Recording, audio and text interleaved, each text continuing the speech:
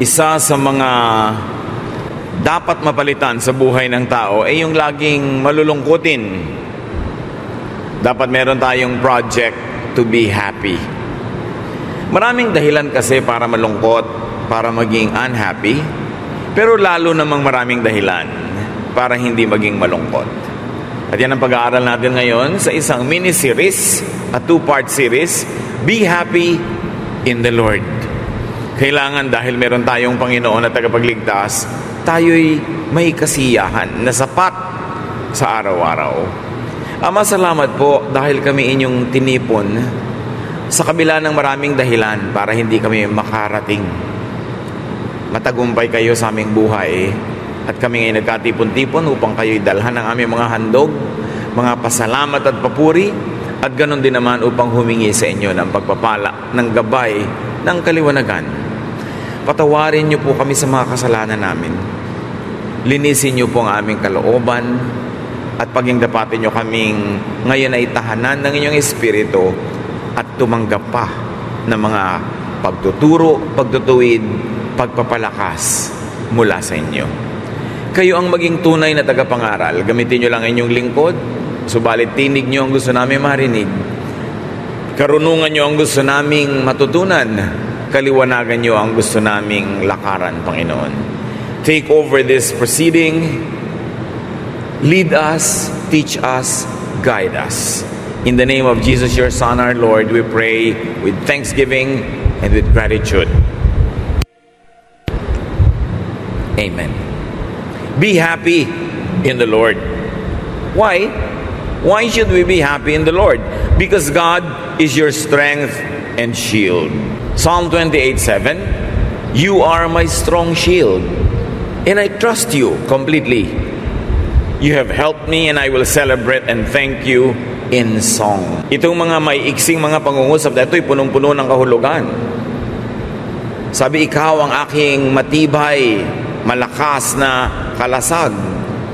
Siyempre, sa lahat ng atake ng kaaway, ang pangharang mo doon para hindi ka tamaan, especially noong unang panahon sa warfare, was a shield. And the Lord is your shield. It's not you. It's not your strength. It's not other people. It's not your money. It's not your health. It's not your situation. But the Lord is your shield. Lumulungkot tayo. Pinanghihinaan tayo ng loob. Pag iniisip natin, ang ating security ay nandun lang sa ating kalusugan, sa ating pera, sa presensya ng mga tao sa ating buhay, sa ating personal na kondisyon. Pero pag doon tayo umasa para maging masaya, lulungkot ka nga. Kasi hindi naman laging nandiyan ang mga tao. Hindi ka naman nakakatiyak na lagi kang may pera. At hindi naman ang mga tao nagkakaroon ng 100% health. Lahat may kani-kanyang uri ng mga kahinaan at karamdaman. Kanya-kanya lang pagdadala at pagpapalakas ng loob. So hindi tayo, hindi ibang tao, hindi bagay ang ating shield, kundi ang Panginoon. Kaya sabi niya, I will trust you completely. Bakit maraming taong malungkot? Kasi we trust in others. We trust in ourselves. We trust in things. We trust in the weather. Alam niyo naman ang weather, nagtatanim ka, hindi mo naman alam kung makakaani ka dahil hindi mo alam kung biglang sasalakayin ng bagyo. Nagtatayo ka ng bahay, hindi mo alam kung matitirhan mo buong buhay dahil pwedeng mag-iba ng lindol. Nag-aalaga ka ng mga anak, hindi mo naman alam kung nandiyan yan hanggang pagtanda mo. Kung minsan, nauuna pa silang sumakabilang buhay. Nag-aasawa ka para may maasahan at sumaya ka, yung pala, magiging kalbaryo mo lang. Pero sabi, you are my shield. And I trust you completely because only God could be trusted completely. Mga sarili nga natin, hindi rin natin pwedeng pagtiwalaan ng ganap kasi may mga kahinaan din tayo. At bakit pwedeng sumaya ang tao? Kasi sabi nitong awit, you have helped me. Past tense. Lahat tayo napatunayan na natin kung paano tumutulong ang Panginoon. Kaya nga tayo nakatayo pa hanggang ngayon. Kaya ang conclusion niya, I will celebrate and thank you in song. Magdiriwang ako. Aawitan kita. Hindi lang ako basta magpapasalamat. May awit pa, may tugtog. At pag may ganun, siyempre, may indayog, may indak, may sayaw. Pero hindi mangyayari yon kung ang aasahan natin sarili, ibang tao o mga bagay-bagay sa ating paligid. God is your strength. Not you, not other people, not things, not events. Not a good weather. Paano kung yung tinatawag na bad weather ang dumating sa buhay mo? God is constant. God is ever reliable. So pwede kang sumaya basta sa Diyos ka nakatuon. Be happy in the Lord because the joy of the Lord is your strength. Not your emotion, not your feelings, not even your thoughts. Yun lang ating damdamin, yun lang ang ating emosyon, yun lang ang ating mga iniisip o nagpapalungkot sa atin eh. But the joy of the Lord is your strength. Philippians 4:4, always be glad because of the Lord. I will say it again, be glad. So, paano ako magiging masaya? Sabi niya, because of the Lord. Not because of what's happening in your marriage. Baka nga lumungkot ka. Not because of what's happening in your body. Not because of what's happening in the world, in your planet, in your little barrio or barangay. It is because of the Lord that you will be glad. Nehemiah 8:10, don't be sad. There is a special day for the Lord, and He will make you happy and strong. Kung hindi ka man happy ngayon and strong, may pangakong He will make you happy and strong. Kaya kung yung ating nararanasan sa sandaling ito ay hindi sapat para tayo pasayahin, ang ating tingnan ay yung pangakong He will make you happy and strong. Kumisa naman kasi yung ating talagang paligid, yung immediate environment, yung present time, hindi nakakatuwa. Pero ang pangako, hawak ng Panginoon ang kinabukasan at kasama mo siya pagdating ng bukas. That should make you glad. Be happy in the Lord because enjoying life is the best thing you could do with it. Binigyan ka ng Diyos ng buhay. Nung binuo ka ng Panginoon sa sinabupuan na ng iyong ina, binigyan ka niya ng buhay. Nung kayang sandaling binigyan ka niya ng buhay, iniisip niya, bibigyan ko ng buhay ang taong ito para may mapaglaruan ako, para may maparusahan ako, para meron ako mapalungkot. Hindi. Ang kalooban ng Panginoon ay para tayo sumaya. Para lasapin natin ang lahat ng kagandahan na inilagay niya dito sa daigdig. So, ang dapat mong atupagin, kapatid, is to enjoy life. Not problematize life. Not solve all of life's mysteries and problems. You cannot. Ecclesiastes 3:12, I know the best thing we can do is to always enjoy life. Pag sinabing always, may sakit ako, nakahiga ako dito, anong nakaka-enjoy doon? O di, ipahinga mo. Marami kang oras ngayon na makipagniig sa Panginoon, manalangin. Pwede kang magreklamo na hindi ka makapag-basketball, hindi ka makapagsayaw, hindi ka makapamasyal kasi may kapansanan ka. Pero pag yun ang inisip mo, malulungkot ka nga. Pero pagka naman hinanapan mo, pinigaan mo ng pilit at kinatasan mo ng kasiyahan ng anumang sitwasyon, may makakatas ka. Because God is with you in every situation. Kaya kung nalulungkot ka, kapatid, madalas, ikaw din ang may kagagawan niya. Kung minsan dumarating, hindi naman talaga ikaw may kagagawa, nasunugan ka, hindi mo naman talaga sinunog yung bahay nyo, nasunog lang talaga. Nalugi yung negosyo mo, hindi mo naman nilugi at sinikap mo pang asikasuhin. Pwede ka talaga malungkot. Pero dapat sandali lang. Dapat maalala mo na may Diyos. Dapat maalala mo na mayroong Diyos sa kasama mo, saan ka mang hirap lumusong o saan ka mang saya umahon, nandun siya. At pag naalala mo yon, magkakaroon ka ng dahilan para lumakas ang loob, sumaya, at kung di man kagandahan ng kalagayan mo ngayon ay may hinihintay kang pagliligtas, pag-aangat, pag-aahon sa iyo ng Diyos sa araw ng bukas. Because the joy of the Lord is your strength. Don't fight life. Mapapagod ka lang. Hindi ka mananalo na labanan mo ang buhay. Kung yan ang height mo, huwag mo nang labanan. Tanggapin mo. At mag-enjoy ka na hindi ka nauumpog lagi. Dahil hindi ka katangkaran. Kung ganito ang kulay ng iyong balat, ganito ang texture ng iyong buhok, ganito ang itsura mo, huwag mong labanan. You might want to enhance it a little bit, improve it a little bit so that you could be closer to what you really would like. But there is a limit to what you can do to what is given already. Kung ito ang palad mo, tanggapin mo. Ginusto mo na magtrabaho abroad, wala namang namilit sa'yo, liban na lang napilitan ka dahil sa economic situation. Pero hindi ka naman tinutukan ng baril para mag-apply at magpunta doon. O natural, may lungkot. Pero pinili mo yan. So habang nandyan ka sa oras ng lungkot, umimbento ka ng saya. Meron pa nga ako mga kilala, lalo't bagong-bagong salta sa ibang bansa, inip na inip, lungkot na lungkot. Lalo't hindi sobrang busy. Yung trabaho, maraming oras na pwede kang malungkot. Alam mo ginagawa niya, tinitingnan niya ang relo. Ang ginawa ng taong ito, yung sweldo niya sa isang buwan, dinivide niya kung magkano per day. Kahit off day, off from work. Tapos dinivide niya kung magkano per hour.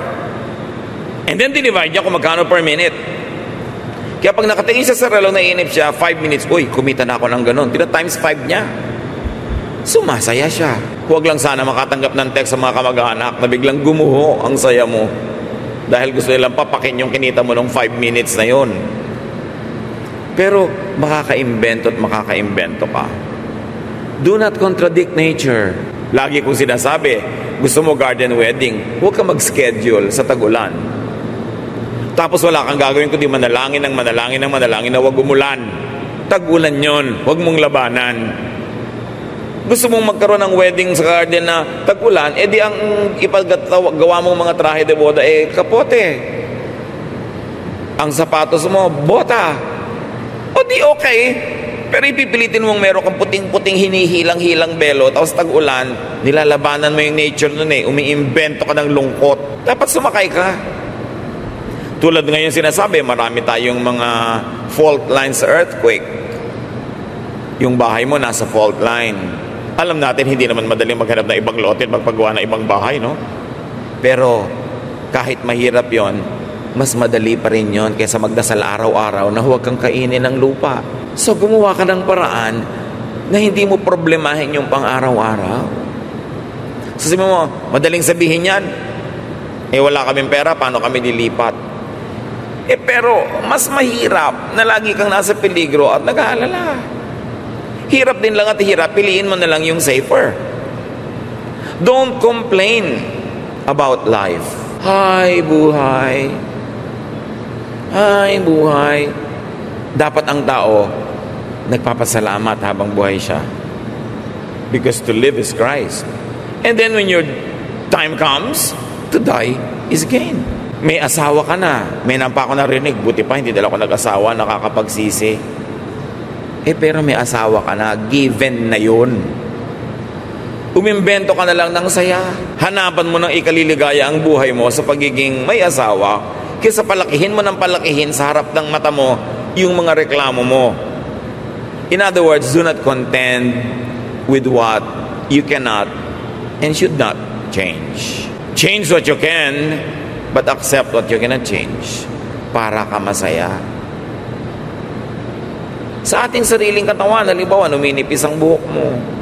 Kesa naman pagpilitan mo pang takpan ng mga 3 pirasong buhok yung buong ulo mo, edi tanggapin mo na. May charm din naman yan. May ganda rin. Bawat tao, bawat sitwasyon, may ganda. Huwag nating labanan kasi dumadami ang ating stress. Being happy is the obviously better choice. That's why you should be happy in the Lord. Proverbs 15:13, happiness makes you smile. Sorrow can crush you. Proverbs 17:22, if you are cheerful, you feel good. If you are sad, you hurt all over. And here, the word cheerful enters the picture. Hindi sinabing if you are happy, you feel good. Sabi, if you are cheerful. And cheerful is not necessarily happiness. It's just the way you carry your emotion. Pagaanin mo, imbes pabigatin. Be cheerful. And when you are cheerful, you smile, may nagaganap na himala. Kung sa labas ay ngingiti ka, at sisikapin mong totohanin, dibdibin, gawing totoo yung ngiti, pumapasok sa kalooban mo yung ngiti, at nababago pati ang mood mo. Pero subukan mong manimangot. Kahit hindi naman ganun kasamaan yung sitwasyon, pag ginalit mo na yung sarili mo, lalo't naggalit-galitan ka na dyan, magagalit ka na nga at lalalayo ng lalala. Choose happiness. Choose cheerfulness. Hindi mo na mapapalitan yun eh. Hirap na hirap kang paliguan ng anak mo, binihisan mo, pagkatapos ang likot-likot niya, natabig niya yung kung anong liquid, nabuhusan na naman siya, papalitan mo na naman ang damit. How can you be cheerful? Pag inisip mong, ay salamat ang anak ko hindi paralyzed. Kasi kung paralyzed siya, wala siyang matatabig. Pero salamat hindi siya paralyzed. At salamat meron kaming gatas na natatabig. At salamat may damit pang pampalit. At nakita mo sa relo, late na kayo, salamat may relo kami. Hindi ka naman mauubusan na ipagpapasalamat kung gugustuhin mo eh. Pero hindi ka rin mauubusan ng irereklamo kung gugustuhin mo rin. Be happy in the Lord, because being happy is high expression of gratitude to God. Pagtanaw ng utang na loob sa nagbibigay yung masiyahan. Anak ka, inabutan ka ng magulang mo ng allowance. Look happy, be cheerful, and be happy. Dahil meron kang gratitude. Magpasalamat ka. Kahit hindi ganun kalaki ang binigay tulad ng gusto mo, magpasalamat ka. Una, may magulang ka. Magpasalamat ka at may ibinigay kaysa wala. Hindi yung binigyan ka, tapos kasimangot kang ganun. May niregaluhan mo, tapos nakita yung kulay, nanimangot na, hindi nagustuhan yung kulay. Magpasalamat tayo sa lahat ng binibigay sa atin. Because God does not owe us anything. So kung masaya ka at pinapasaya mo ang sarili mo, nagpapakita ka sa Panginoon ng pagtanaw ng utang na loob sa buhay na ipinahiram niya. Psalm 103, 1-2. With all my heart, I praise the Lord. And with all that I am, I praise His holy name. With all of my heart, I praise the Lord. I will never forget how kind He has been. So sabi niya, with all, paulit-ulit yung all, with all my heart. With all my heart, with all that I am. Ibig sabihin, all of me, including my situation, my condition. With all of me, even though may sakit ako ngayon, kasama yun sa situation ko, with all of me, with all of my diseases, with all of my difficulties, I will praise the Lord. Hindi conditional. Pag lang gusto kong nangyayari, doon lang ako magpupuri. Pag gusto ko lang yung amount na ibinigay ng magulang ko, doon lang ako magte-thank you. Pag gusto ko lang yung kulay na regalo sa akin na damit, doon lang ako magpapakita ng kasiyahan. No. With all of my heart, with all of my situation, I will be grateful for life. So be happy in the Lord, because being happy ministers to others. Sabi ng iba, eto po siya, minister of the gospel. Kaya ang tawag sa mga pastors, preachers, etc., etc., minister of the gospel. What is the gospel? The good news of salvation, the good news of life eternal, the good news that we are forgiven from sin and we can be happy. So everybody is a minister of the gospel when your lifestyle shows people that you are saved and that you have a Savior. So we are ministers of the gospel. It is important to minister to people by making them happy, by encouraging to be happy, by being happy yourself. Romans 12:15, when others are happy, be happy with them. It's a ministry. Don't be a spoiler. Pag merong taong masaya, please, huwag niyong sirain ang saya niya. Dahil madalas, mahirap gumawa ng saya. Tapos nakagawa na siya, sisirain mo pa. Mamimintas ka pa. Yung pamimintas, yung pamumuna, inilalagay din sa oras at lugar. Hindi kung kailan tuwang-tuwa yung tao sa damit niya, kahit napapangitan ka, hindi yun ang oras para sabihin yun. Kasi salamat na lang, masaya na siya. Another time, another place. Pwede mong masabi sa ibang panahon na alam mo, yung suot mo ng isang araw, palagay ko may improve mo pa kung susunugin mo ang isinuot mo. Pero hindi nung habang suot niya, happy siya. Sa ibang oras na lang. Kasi nandun siya sa karurukan, lumilipad siya sa hangin ng ligaya, bigla mong babarile para malaglag sa lupa, para lang ipakita mo na may taste ka, para ipakita mo lang na mas marunong ka, mas magaling ka. That's unkind. Don't make it rain on other people's parade. Yung pagiging masaya, ministry to others, kasi nakakahawa yun. Yung lagi kang malungkot at naninimangot at nagmumukmok, downer yon, nakakahila pababa sa mga nakakakita sa'yo. You cannot always be happy, but you can be cheerful. What is it to smile? Kahit ba malungkot ka, mahirap bang ngumiti? Isipin mo na lang, ministry mo yon sa iba. It is selfish to always be sad. Alam niyo yung mga taong laging malungkot, laging nagmumukmok, lagi mong aamu-amuin, lagi mong titingnan-tingnan, isasama mo sa okasyon, laging kain ka na, ayaw asikasuhin ang sarili, ayaw kumibo, halika dito, lagi mong isinasali sa conversation, ayaw magsalita, lagi mong tatanungin para kumibo. Alam niyo ba na selfishness yan? Parang lagi niyo hinahagis ang sarili niyo sa bintana at inoobligan niyo lahat ng taong saluhin kayo. Parang lagi niyong palulungkutin ang sarili niyo at tungkulin ang lahat sa paligid niyo na kayo'y pasayahin. Sobrang pagiging makasarili yan. May pananagutan tayo sa isa't isa na pagaanin ang buhay nila. Hindi laging tayo'y magpabigat. Kung nakita mo may kamag-anak ka, kaibigan na ang saya-saya, ang ligaligaya, kahit talagang nakatiming ka ng mangutang ngayon, ipagpaliban mo naman. Sumaya na nga siya. Alam niyo yung nagmamaneho kayo paakyat ng burol, ang tarik-tarik, ang hirap-hirap bumuelo, hindi mo haharangan yung sasakyan sa oras na yon para tumigil. Dahil baka umatras, baka hindi na makaahon. Hayaan yung makarating doon sa dulo at saka na kayo magbigay ng mga abala. Itinatiming yan. Kuminsan may asawa ka, lagi na lang malulungkutin. Alam nyo, napakalaki naman pabigat sa asawa nyo yun na araw-araw sinusuyo kayo. Araw-araw pasasayahin ka. Araw-araw yung mga reklamo mo pakikinggan, napakalaking pabigat sa kapwa yung maging malungkot. Kaya bilang tulong na lang natin sa ating kapwa, kahit hindi tayo ganoon talaga kasaya, we can at least be cheerful. Minsan kasi ang saya-saya mo, makikita mo bigla yung nanay mo, naku talagang nakaganyan. Kulang na lang man pala ang allowance, dagdagan mo na lang para hindi laging malungkot. Kuminsan nga, naglulungkot-lungkutan na lang para lumaki-laki naman ang abot mo.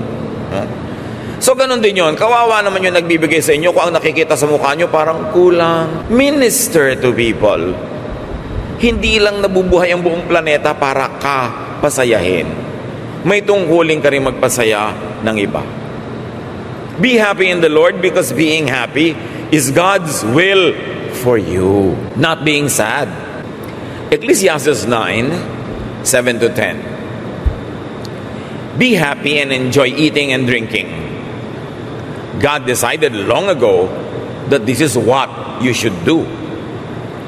Dress up, comb your hair, and look your best. Life is short and you love your wife, so enjoy being with her. This is what you're supposed to do as you struggle through life on this earth. Work hard at whatever you do. You will soon go to the world of the dead, where no one works or thinks or reasons or knows anything. Ang sabi ni Solomon, habang nabubuhay ka, lasapin mo ang lahat ng pwedeng lasapin. So you are happy with your wife? Be with her. Isa rin yun siyempreng symbolism. Kung sino ba yung masaya ka na kasama mo, dalasan mong kasama siya. Liban na lang asawa siya ng iba. O may asawa ka ng iba. Pero kung ano yung magbibigay sa'yo ng saya, yun ang paulit-ulitin mong gawin. Of course, it follows na iwasan mo yung mga taong laging malungkot. Kasi palulungkotin ka nila. Iwasan mo yung mga pintasera. Yung gandang-ganda ka sa nakita mong palabas, biglang nakita mo si pintasera, ang sasabihin niya sa'yo, yung pintas niya. May mga tao na hindi talaga sila liligaya hanggang hindi nila nasisira yung mood ng kapwa. Avoid such people. Ang tanong naman ng iba lagi, paano po kung asawa ko yon o nanay ko yon? Well, you cannot totally avoid them, pero pwede mong ilayo ng konti ang loob mo to the point na hindi ka sobrang naapektuhan. Pwede naman kasama mo araw-araw, pero inilayo mo ng konti yung loob mo. Dahil lagi na lang niya sinisira yung loob mo, di ilayo-layo mo ng konti. Now be happy in the Lord because God never leaves you. Hebrews 13:5, the Lord has promised that He will not leave us or desert us. Umalis man ang iyong boyfriend, mawala man ang iyong anak, mawala man ang mga kamag-anak mo, kaibigan, tagahanga, andyan pa rin ang Panginoon. So why be sad? Why stay sad when God is with you? So ang nakakalimot sa Panginoon, yun ang lumulungkot. Ngayon, hindi naman abnormal na bigla ka malungkot dahil may dahilan. Pero abnormal na magtagal malungkot dahil mayroon tayong Panginoon. Dapat itinataboy ang lungkot. Hindi yung pag kumakatok sa pinto ang lungkot, welcome, halika dito, tagalan mo ang pagstay mo dito. At may mga taong ganon. Hindi nga kumakatok yung lungkot, hinaharang pa sa kalsada para papasukin sa bahay nila yung lungkot. Umiimbento pa ng problema.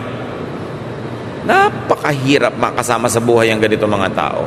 Tiyakin niyo mga kapatid na hindi kayo yun. Na pagka tayo papasok sa isang bahay o sa isang buhay ng tao, sumasaya sila, hindi lumulungkot. Papalapit sila, hindi paiwas. Dahil napakabigat nating kasama. At usually, yung mga mabibigat kasama, hindi nila nararamdaman. So paano mo mararamdaman? Talasan mo ang pakiramdam mo. Kung gustong-gusto ng mga tao nandun ka, o nauobliga lang. Staying sad means forgetting God. It means forgetting that God is with you. Happiness is a feeling. It is an emotion dependent on events. Yang saya, umaasa lang yan sa kapaligiran kung nakakapagpasaya ang nangyayari. Therefore, it is shaky, it is unstable, it is unreliable dahil maraming pwedeng mangyari na nakakalungkot. So, hindi pwedeng ang happiness is dependent on emotion. Huwag niyong iasa sa nadarama ang saya. Happiness could be a decision, a choice, dependent on knowledge and faith, not on emotion, not on situations, not on conditions. It's dependent on knowledge. What knowledge? That you have a God, that God is always with you. And it is dependent on faith that God will not leave you or forsake you. Pag iniasan nyo ang kaligayahan sa damdamin, up and down, on and off, kasi ganun ang damdamin. Pero pag iniasan nyo sa alam nyo tungkol sa Diyos, at sa pinananaligan nyo kung sino ang Diyos, hindi kayo iiwan ng ligaya. Hindi man laging tumataging-ting ang inyong halakhak, pero hindi naman kayo magluluksa na matagal. Psalm 43:5, why am I discouraged? Why am I restless? I trust you, and I will praise you again because you help me, and you are my God. No other, not myself, not other people, not physical things, not what happens around me, but you are my God. And because you are my God, I can be stable. I may not always be really, really happy, but neither should I be sad for long. Isaiah 61:10, I celebrate and shout because of my Lord God. His saving power and justice are the very clothes I wear. They are more beautiful than the jewelry worn by a bride or a groom. Yung pinakamagagara na yatang kasuotan ang talagang isinusuot ng ikakasal. Pero sabi nitong si Isaiah, ang kasuotan ko yung inyong kapangyarihan, yung inyong saving power and justice. Yan ang aking kasuotan. Mas mag-aara pa yan kahit sa isusuot ng bride or groom. Ipinagdiriwang ko na ako'y may Panginoon at kayo yon. At dahil dyan, daig ko pa ang laging nakabihis ng pagkaganda-ganda. So mga kapatid, decide to be happy and decide to stay happy. Kung meron sa atin na alam nyo kayo malulungkutin, madrama, sensitive, laging may tampo, hinanakit, sama ng loob, madaling maging galit, ngit-ngit, puot, pagkamuhi. Sunod-sunod dyan automatic pag pinayagan mo magsimula. Change your mind. Be changed by the renewing of your mind, and you will prove what is the will of God and what is good and perfect and acceptable. But you begin by changing your mind. Kung ikaw ay sensitive, maramdamin, decide not to be sensitive. Hindi ka ganun kalaking star na ang mga bundo, ang lahat ng nangyayari ay magkukutsabaan para kapalungkutin.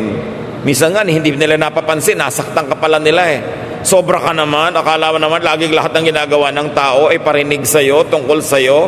It's not about you all the time. Nagkataon lang na hindi kanya napansin dahil may problema siya o sobra siyang saya o nakalimot siya at abala. Hindi ibig sabihin na sinasadya kanyang palungkutin. Gumising siya nung umaga niya, sabi niya, palulungkutin ko nga itong si person A. Hindi ka naman niya laging iniisip. Huwag laging maging sensitive. Nakalimutan ka ng tao, di alalahanin mo sarili mo. Ganun talaga yun. Marami ka rin namang nalilimutan Hindi ka naimbita sa lakaran. Bakit pag may lakad ka ba, iniimbita mo rin lahat ng tao? Di ba hindi rin? May pinipili ka. Ngayon, kung ikaw yung hindi mapili ng iba, ganun talaga yung buhay. Huwag mong personalin. Psalm 9, 1-2, I will praise you, Lord, with all my heart and tell about the wonders you have worked. God Most High, I will rejoice. I will celebrate and sing because of you, not because of others. Psalm 96:11, tell the heavens and the earth to be glad and celebrate and allow, make, and keep others happy as well. Hindi lahat pwedeng maging preacher o minister in an official capacity, pero lahat tayo ministers of the gospel, ministers of happiness, ministers of positive feeling. Magtulungan tayo. Totoo, maraming dahilan para lumungkot, pero mas maraming dahilan ng mga anak ng Diyos para sumaya. At kung di man maging talagang masayang-masaya dahil may kalungkutan, huwag naman sobrang magluksa na parang wala tayong Diyos at wala tayong pag-asa. Sa mga mahilig magreklamo, mamintas, manira ng loob ng kapwa, let us change. Gawin naman natin yung presence natin regalo at hindi parusa sa kapwa. Gawin natin na yung mga salita na nagmumula sa ating bibigay blessing at hindi sumpa. Marami nang mabibigat na dala ang ating mga kapatid at mga kaibigan. Huwag na tayong dumagan pa. Hindi naman kailangan gawin. Ama namin sa langit, nawa pagkalooban nyo kami ng kaliwanagan para lalo namin makitang sa iksi ng buhay na ito sa lupa. Dapat talaga kaming magpasaya sa sarili, magpasaya sa kapwa, at lalong-lalo na magbigay ng kaluguran sa inyo. Maraming dahilan para malungkot, yes. Pero lalong maraming dahilan para magdiwang. Ituro nyo sa amin, Panginoon, na piliin ang tinitingnan, tinititigan, piliin ang pinag-uusapan, piliin kung ano ang pinapayagan namin, laging maging laman ng aming isip. And may we always be positive, cheerful, and whenever possible, really happy. Teach us to be ministers of happiness. Pag-isip-isipan natin mga kapatid sa ilang saglit ng katahimikan, pasayahin pa natin mga sarili natin at ang ating kapwa. Lord, as we remain silent before you, give us practical ideas how to turn this ministry of happiness into daily reality.